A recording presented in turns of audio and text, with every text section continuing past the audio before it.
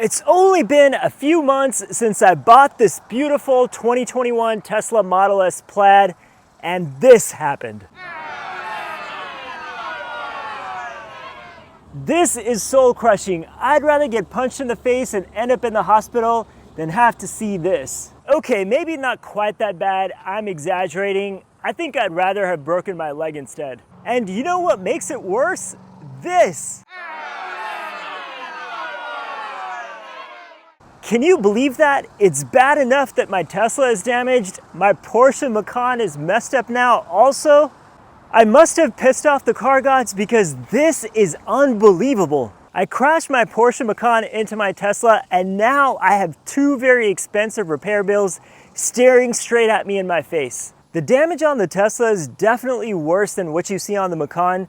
With the Porsche, you see the bumper sticking out a bit. It's damaged pretty badly, so I'm assuming that the bumper will need to be replaced. I don't think they can repaint or fix anything that you see here. Luckily though, the tailgate is not really that damaged, just a little bit of scratching down here. Just by looking at this damage, you know that the whole panel needs to be replaced. Same thing with the bumper. Both of these are really beat up. There is no fixing this or repainting anything.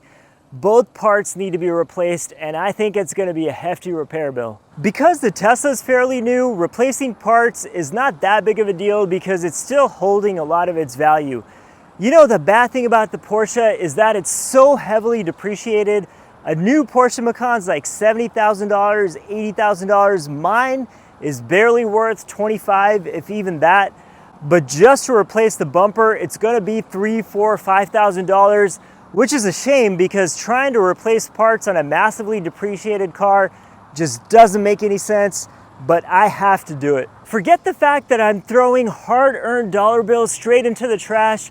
I now have two damaged cars that happened all at once within a matter of seconds. What a nightmare. Anyway, so this is what happened. It all started with the bird. One day we left the garage doors open, a bird flew in and kept flying around in the garage, hugging the ceiling, and it just wouldn't leave.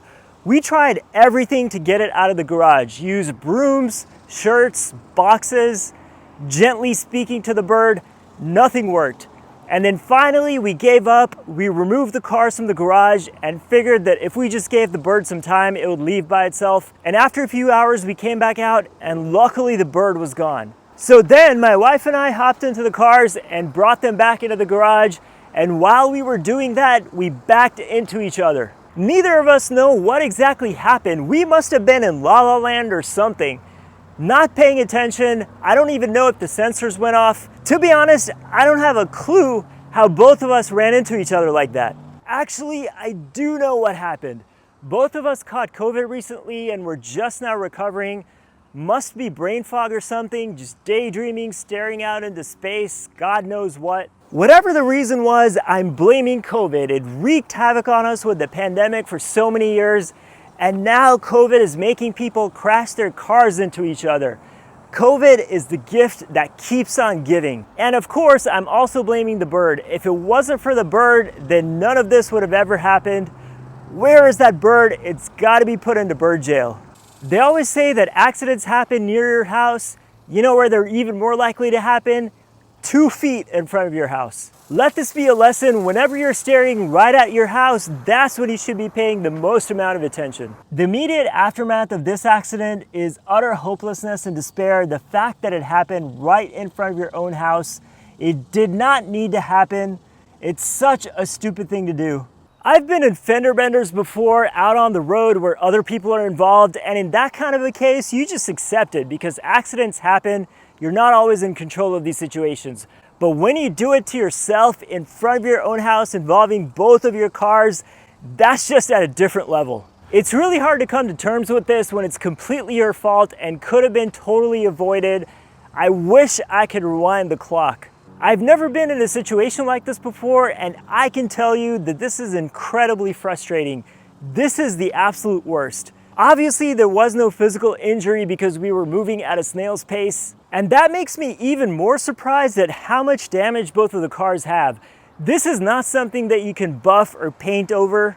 These are parts that actually need to be replaced. Depending on how much all this ends up costing me, I might file a claim with insurance. I know that both the Porsche and the Tesla will be pretty expensive when it comes down to it. The fact that the damage happened right under the charging port, I really hope that none of the cables that are running behind it or any of the electronics associated with it are damaged, because if that happens, well, then you know what's the consequence of that. Thankfully, the car still seems to be driving fine. No issues observed as of yet. By the way, besides the frustration, the anger, the disappointment, this is also super embarrassing. I mean, who runs their cars into each other? And this incident will also put a dent into my used car buying and selling program that I have going on. If you've seen the other videos on my channel, you know that I like to go through used cars. What really kills your ability to buy and sell used cars without losing a lot of money is when you do really dumb stuff like this. Accidents, damage, kill resale values. Oh well, I guess sometimes in life, random things happen that you can't do anything about. The time has come for me to move on. I already set up appointments to get estimates for both cars at different body shops. There's one body shop in town that I really like. They don't work on Teslas. They told me that they closed their account with them because they had some issues with parts and sourcing them, and some other things that they didn't want to tell me about, which makes me wonder, is Tesla having problems with this stuff now? Maybe they fired too many people and now I can't even get this thing repaired. Really hope that doesn't happen. So stay tuned for what happens next. After these cars are fixed, I'll share with you exactly what I did and what the total financial damage was. Out of all the hobbies somebody could have, being a car person is the worst. It's so expensive, especially when stuff like this happens. Driving these things around on the road, anything could happen at any time, and so be ready to open up your wallet. Why couldn't I have another hobby like watching birds that are sitting on the... Oh wait, I hate birds. I can't help myself. I've loved cars for as long as I can remember. It's like I was born with this disease. Cars can and always will be money pits, especially when you do idiotic things like run your cars into each other. If I had any logical sense whatsoever, I'd be driving around a boring Corolla and saving all my money. Instead, these are the financial choices that I make. And so I must live a life of terrible financial choices, but I don't have a choice. I've talked to so many doctors, and sadly there's no cure for this car affliction, this car disease. I must live with it. Generally, every cloud has a silver lining, and in this case, there is no silver lining except the fact that the Porsche lined up just perfectly with the Tesla. Am I being too dramatic? Maybe. And on that dramatic note, I'm going to end this video. Stay tuned for a future update on exactly what happens with these cars.